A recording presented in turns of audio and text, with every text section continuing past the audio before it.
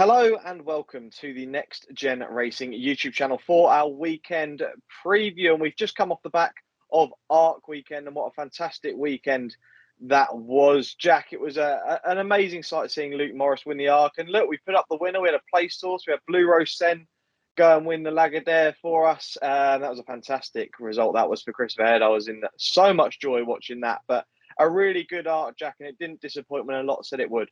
Yeah, 100%. I mean, Alpinista was just the perfect winner. I mean, there's a great piece in the Racing Post of Sir Mark Prescott after, which was great to read. How he hadn't been international racing in 21 years, and then for him to go and do the Arc in that style was just magnificent. I mean, we saw some great performances, as you said. Blue Rose Sen was extremely impressive. It was great to see the Platinum Queen also win, and yeah, we also had Al Hakim, who I thought was going to almost grab second at one point, and he finished fourth. So yeah, I mean, he's clearly a Group 1 performer at middle distances. But yeah, a great weekend all round. It really was a fantastic weekend. And look, we've got a big weekend coming. I will quickly mention, say a big thank you to the guys, especially Ash Simmons at Only Fools Love Horses. I went on their Twitter space. Fantastic thing they do every weekend, that.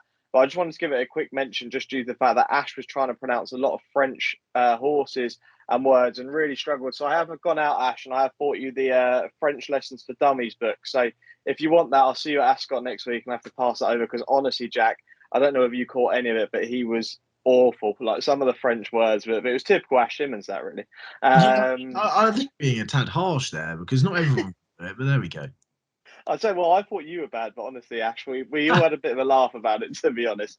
So this week we've mainly got Newmarket with the 2-day meeting there, looking at the Fillies Mile and the Dewhurst, but we've also got the beginning of the jump season, some would say, at Chepstow. We've got the Persian War novices here that we're going to be looking at. You've obviously got the Silver Trophy on Saturday. We're not going to be previewing that, but it is kind of the start of the jumps. I always say that it doesn't end until the Balmoral finishes on Champions Day. But look, it's going to be exciting for the jump season. It looks like we've got a fantastic season ahead of us with that, but the flat is still the main focus here on the Next Gen Racing channel. So let's start off with Friday. Then the 3 o'clock at Newmarket is the Thoroughbred Industry Employee Awards Challenge Stakes. This is a 7 furlong Group 2 race, and Sacred is your 5-4 favourite here. Pogo 4-1, Purple Pay 9-1, Oscular 10-1, Jumbie and Coltham are 12-1, and bigger about the other two in here. Jack, there's a new rule in place. You can't tip the favourite here, so who's the selection? Yeah, I know. I said I'm going to let Secret go, but I do kind of stick by. She's one of the best 7 furlong horses in training at the minute. She's just very unreliable. Of course, she was very impressive in the Platinum Jubilee when staying on over 6 furlongs. Disappointed on her next couple of starts over 7, and then just showed how electric she can be at Newbury last time out, albeit in calmer waters that day. Look, if she returns in that kind of form, she is going to win.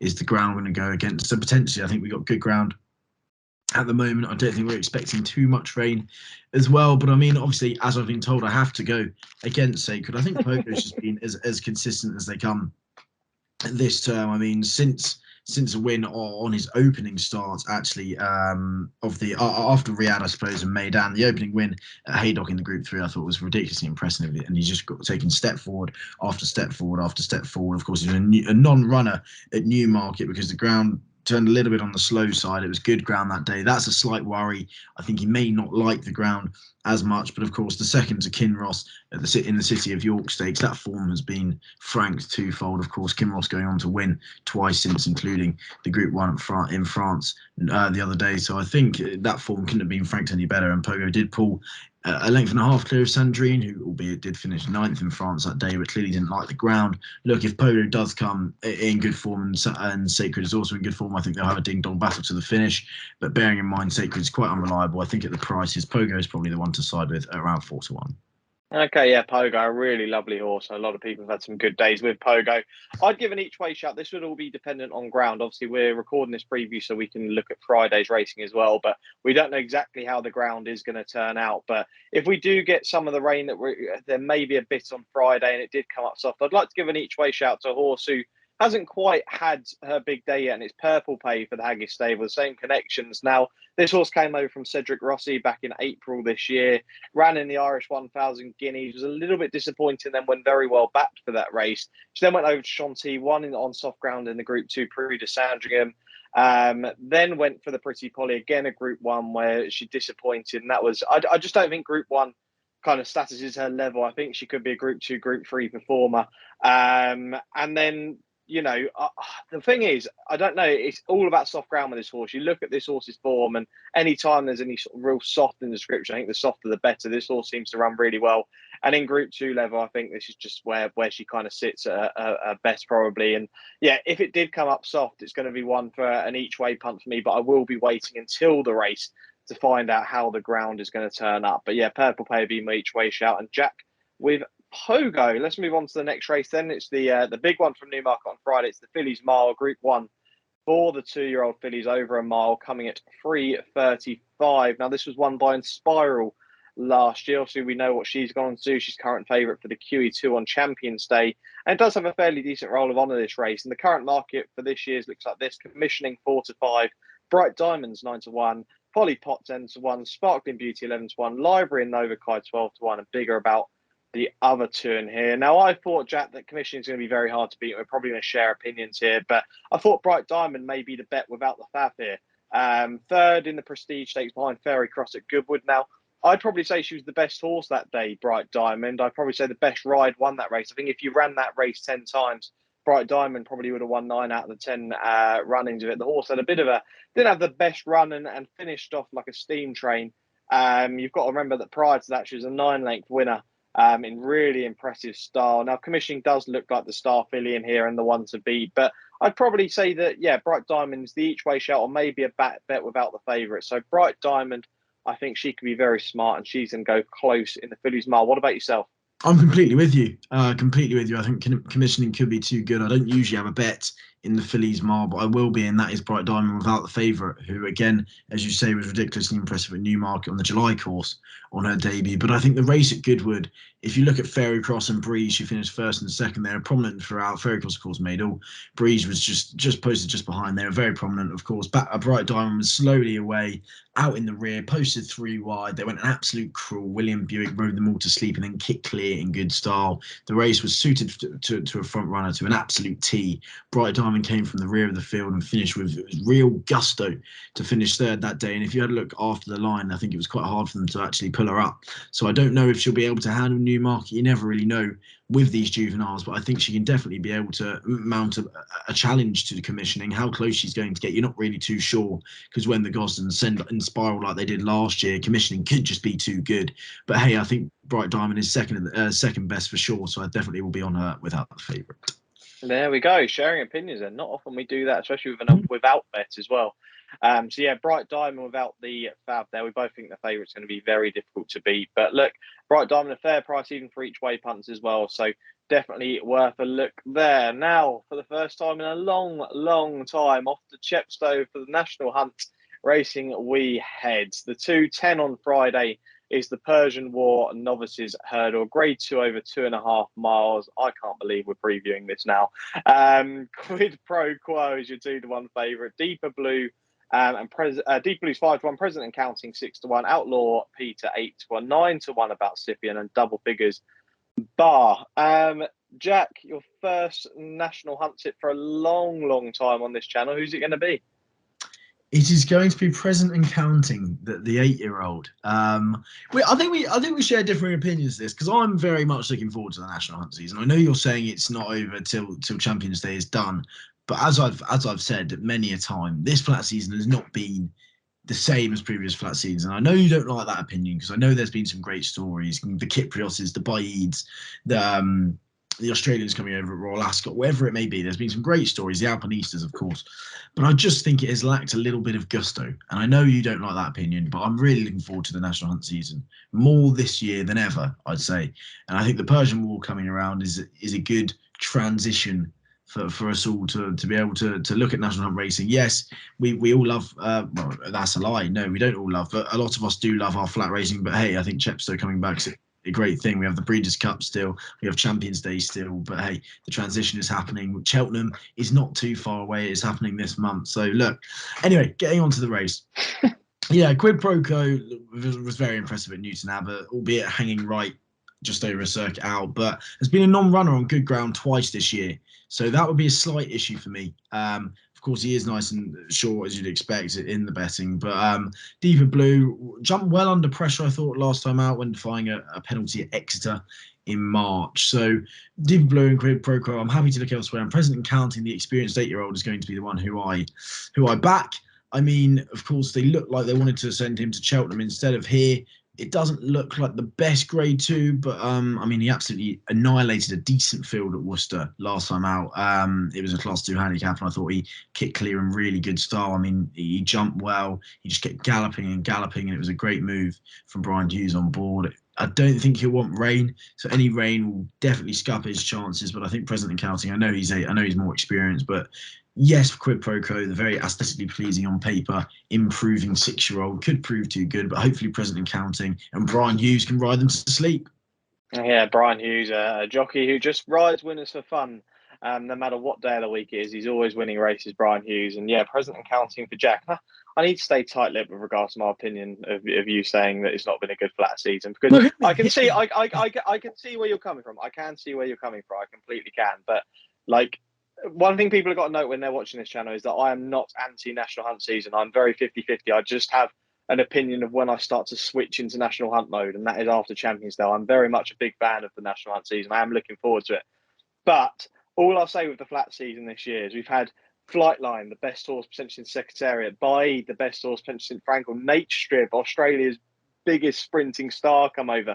Stradivarius has retired, like an amazing story. We've had Kyprios, now the best rated stayer in the last century, turn up. God knows how he did what he did in the Cadran on Saturday. We've had some incredible stories. We've had some of the best 2-year-olds, I want to say, for the last 2 years as well appear. And we could be in for a hell of a season next year with the 3-year-olds. And again, I do think that the flat season is going to be better next year. I can share that opinion.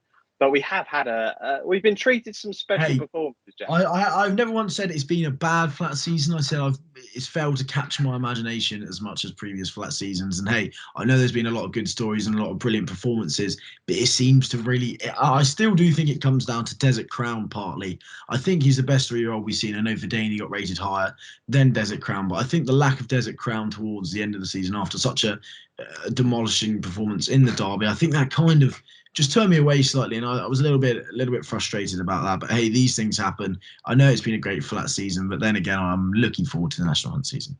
Yeah, a few horses potentially not running. Obviously, we had the sad passing of Caribus, which was really upsetting. Obviously, Maljoom as well, who, you know, we saw run a really excellent race in St James's Palace, hoping that horse probably should have won that race. And read it quite early that potentially could be on for the QE2. So I know Jack will be a big fan if that horse does go for the QE2. I think that's going to be a very last-minute decision with regards to that horse. But again, I need to get back to this race here. I think that Harry Fry could be taking this. I think Harry Fry could be in for a really good season. I'll be with Deeper Blue at 5-1. I'd love to see Harry Fry have a good season because he's such a top-class trainer. He really is. And look, this horse here was a winner back in March at Exeter, won that race fairly easily, was put up for a mark of 124 and starts the season for a mark of 132 now. And prior to that, I was there the day at Fontmell. This horse won by 30 lengths, and he wasn't stopping that day. Now, the only worry I'd probably have is the fact this horse hasn't won over 2.5 miles, but I've got a feeling that as a 6-year-old, this horse has progressed, and Harry Fry, I wouldn't be thinking he'd be throwing this horse in the deep end in a grade 2 to start the season over this distance if he didn't think this horse was going to be getting the trip fairly well this season.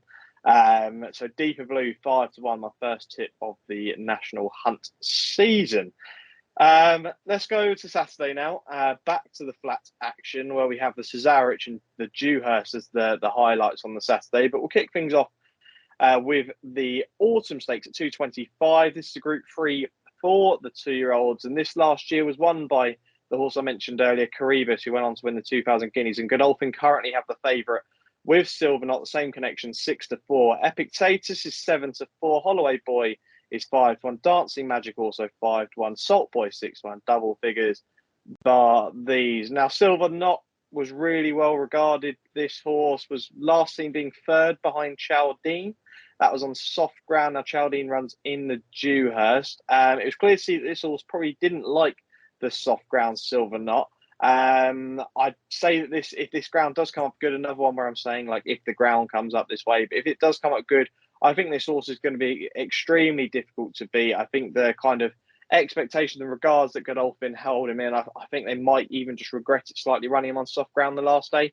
But back on good ground, I've just got a feeling this horse could run a really, really nice race. I was impressed by Epictetus, but I just think the Silver Knot, look, a trainer and jockey combination do exceptionally well on this course, especially. I just think it'd be hard to beat. It won't be probably a bet for me, but I think he'll take all the beating. What about yourself, Jack? Yeah, with you again. Silver Knot, I think we completely forgive him for his run last time out. Troy Apney even came out and said that due to the poor form, it was obviously the ground. I mean, the win in the Solario Stakes was very impressive. I mean, even who he beat that day in good style, Wahaj, I think, is rated 96, and Desert Heroes 94, but they're by no means mugs by any stretch of the imagination. He did it in good style. Again, it's going to definitely be weather permitting, as you said. Epictetus, easy for you to say, is holds Vertimate Futurity and Derby entries. Wouldn't be surprised if perhaps he wants slightly further in time. But look, has the Newmarket form as well. They're going to be very closely matched. It won't be a race I have a bet in, but I will be signing with Silver Knot out of the two. Yeah, okay, so Jack and I joint opinions again. They're not going to be having a bet, but we think Silver Knot may be tough to beat. In the Autumn Stakes now, the big one in terms of Group 1 on Saturday, it's the Dewhurst Stakes, a 7 furlong Group 1 for the 2-year-olds at 3 o'clock, and Sakir for the Varian team, 9-4 favourite. Nostrum, one of the Judgment representatives, 3-1. Naval Power for Godolphin, 5-1. Chaldine, the other Judgment representative, 8-1. The Aidan O'Brien pair, August Rodan and Aesop Stable, 12-1, and bigger the rest. Now, I should have mentioned earlier, but we don't have the full entries, Jack, as of yet for this. We'll find these out on Thursday morning. However, I expect quite a lot of these to turn up. A lot of them jocked up already as well. Sakir, obviously, very, very impressive. Now, Sakir is a horse who I think this horse. I don't think this horse is going to be winning this race, but I think next year they might have a crack at the 2,000 guineas. And then what happened will be very similar to Perfect Power. They'll realise that this horse doesn't stay a mile and will drop back to the Commonwealth Cup trip. And I think that will be, if there was a good enough price, if you gave me 20-1, 25-1 now, you wouldn't, and no bookmaker probably would. But if they gave me that for the Commonwealth Cup next year, I'd probably have a small bet on that at that price. Now, Nostrum and Naval Power, they've both got the unbeaten tagline that we all love to see. And Chaldine, 8-1. Now, I was really shocked to see a drift today on this horse. I mean, I saw early in the week 5-1. This horse is now 8-1 for this race. Now, I just think this horse is very ground versatile. Won the Acomb Stakes, the Champagne Stakes, like we mentioned, beat Silver Knot the last day, making all from the front. Frankie's booked to ride again, and I'd be so interested if Frankie tried to make all in the Dewhurst on this horse. I don't know whether he will, but I mean, if he did, you really would be fascinated. I don't think the ground's that key. I mean, last day on soft ground, if you're looking at that going, look, he's going to need soft ground again to go and win this. I completely disagree. I think this horse is extremely ground versatile. I think he's an exceptional horse. I think potentially is a now 8-1. I'd say this is an each way backable price now. I think that's who I'm going to be on, 8-1. And I'd also, if I could put an app on anti-post price, but I can't because I can't see a market anywhere. But Sakir for the Commonwealth Cup, I think that horse is all speed, to be totally honest. And I just think that if this is run at a good pace, he just might be caught out. What about your opinions here, Jack? Yeah, I think Sakir probably has a bigger chance of staying than Perfect Power. He's a half brother to Limister, who won a Group 2 over 9 furlongs, and even as a 2-year-old, recorded his best form over a mile on heavy ground. So I do think Sakir probably has a bigger chance of staying the mile. That being said, of course, it's been supplemented as well. You have to take notice. That being said, I just think he's perhaps a little bit too short, 2-1. I know he's been very impressive, but like you, at the moment, he looks all speed to me. And I think he may slightly be caught out to something that just stays a little bit stronger at the line. As you say, you got the O'Brien contingent. I was a big fan of Auguste Rodan, at the beginning of his career. Of course, the son of Impact is very stoutly bred, but he hasn't really seemed to. The penny seems to have not dropped. I know, of course, he won last time out of the car, but it just seems not to have dropped just yet for me. Naval Power, of course, comes with the unbeaten career to try and maintain. 4 out of 4. Of course, was pushed out at Haydock last time out and readily landed the Pat Eddery for Charlie Appleby, but I'm a huge fan of Nostrum. He stuck to his work over course and distance in good style in the Tattersall Stakes. It looked like Ryan Moore was almost kind of told not to give him too tough a time that day. He only used the whip 3 times very late on just to keep him up to his work, but I think he travelled very, very very classily. He's very stoutly bred. He proved he can handle Newmarket. I think 3-1 still a backable price. Sakir is going to be all speed. I think Nostrum will be on the scene late and hopefully be able to pick up the pieces with Richard Kingscote on board. Okay, I mean, if we could do like a next gen boost, if some bookmaker wanted to offer Judgment to win it, then we'd be right in here. But Jack, yeah, with Nostrum there, currently 3-1, and I will be with Chaldine, the other Jumpman representative, at 8-1. Now we finish off the preview with the 340. It's the Cesarewitch Handicap, 2.25 miles here, and Waterville is your 5-1 favourite. I don't think this horse is going to go. We'll find that out tomorrow. But a horse with no name, Run for Oscar, and Adagio. Loads of jump horses in here, 6-1. Evaluation, big jump here to 16-1, then quite a few at 20-1 in the market, and then much bigger the rest of them. Jack, I don't know if you share my opinion about Waterville probably not going. I'm quite excited about Waterville potentially moving forward, potentially into next season especially. But I don't know if this horse will go here. I think it could go the way of one of the jumps trainers. What about yourself? Yeah, I completely agree. Waterville, of course, did have the Derby hopes at the beginning of the year for Aidan O'Brien. Of course, if he does come here, he's definitely very well handicapped, isn't he? I think he's just got £4 to carry extra after that win. Of course, it was an absolutely ridiculously good ride that day. And then you look at Adagio, could absolutely be thrown in. He's rated 87 on his flat form. And if you look at his hurdles form, he's rated 152 over hurdles. He's got to be well handicapped. A horse of no name definitely has more on his plate, put up £10. But if you look at the likes of Buzz, Nicky Henderson does know how to train them for this, and of course, on dual purpose. I mean, you've got Run for Oscar there as well. As you say, it's a very interesting one. I'm probably actually going to back Scaramanga. Is what I go for on stable debut for Willie Mullins.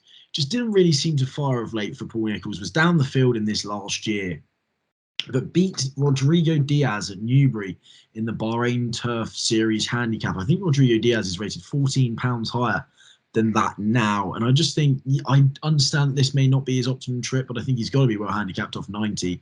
He was rated over 150 over hurdles, and I think Willie Mullins, of course, will know how to train and get them ready for this. And I think at a double figure price, I think it's about 16-1 now, or 20-1 even. I still think that's a backable price. Willie Mullins, it would be no shock to see him go and land the Cesarewitch in good style. So yes, I think the top of the market, there's definitely some that could definitely be thrown in with Adagio and a horse of no name, but I think I'm going to be backing Scaramanga each way.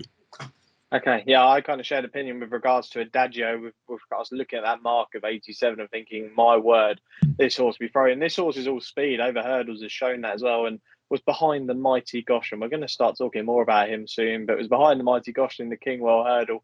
But I was very impressed by this horse throughout the national season. I think this horse is going to have a really good national season, Adagio, and this could just be a really nice prep into it, a nice warm up moving forward. I think, yeah, potentially with Luke Morris booked as well. You know, goes from the Arc and then the weekend after goes and wins the Cesarewitch and was last seen in the Paddy Power Champion hurdle at Punchestown. So would be fascinating to see this horse go and win this. But the horse I like again is at double figure odds, and it's Ranch Hand at 33-1. Now this horse won the all-weather Marathon Championship race a few years ago in really good style. He won that when he was rated 106. He was racing group races last season. He's probably not up to that level quite yet, and you may need a horse that competes at sort of group and graded level to win a Cesarewitch. But I think that potentially the run in the Rose Bowl the last day over this course would have been a really good prep. I think they've seen that as a really good prep, and now dropped a mark of 103 with William Carver booked on board, taking off £3. I think that there could be a massive run in this horse, to be totally honest. I think this horse is far too overpriced, and Balding can have this horse very ready for this. And like I say, that prep run was just literally set out to be ready for a Cesarewitch run. So 33-1 about Ranch Hand will be my tip, and Scaramanga for Jack at 20-1. Right, time to get the Nats and next best for this week. Jack, start with you with your next best this week. It's going to be Present and Counting in the Persian War. Okay, my next best is going to be Bright Diamond without the favourite. I may have put it up on screens in each way bet because you probably can't get the mark at the moment, but I'd rather be backing this horse without the favourite in the Fillies Mile. And Jack, your nap this week? My nap's going to be Bright Diamond without the favourite in the Fillies Mile. There we go. Very confident with regards to this one, both of us. And my nap will be Chaldine in the Dewhurst each way. So hopefully we can land some winners there. And that's it with regards to this week's preview. Let us know down in the comment who your nap is this weekend. And next week is Champions Day weekend. Jack and I are both going to be there. We're heading there for the whole weekend. Looking forward to that. We'll have a preview out to you on Friday morning with our selections for that race. Jack will hopefully be joining me back in the studio for that one, which should be a really excellent little end of flat season party to celebrate there, and hopefully Jack can find us a few winners. But Jack, the nap's not going to come from Ascot, is it? Next week, it's going to come from where? Market raising, baby. Motto Sky did the business for us last year. It was going to happen again. Yeah, I'm sure Jack will be looking at that market raising card once again. The yearly tradition now of Jack looking at the market raising card and trying to find us a good bet on that Saturday. So looking forward to that. Thanks as always for watching. Give the video a like, subscribe if you haven't already, and we will see you next Friday.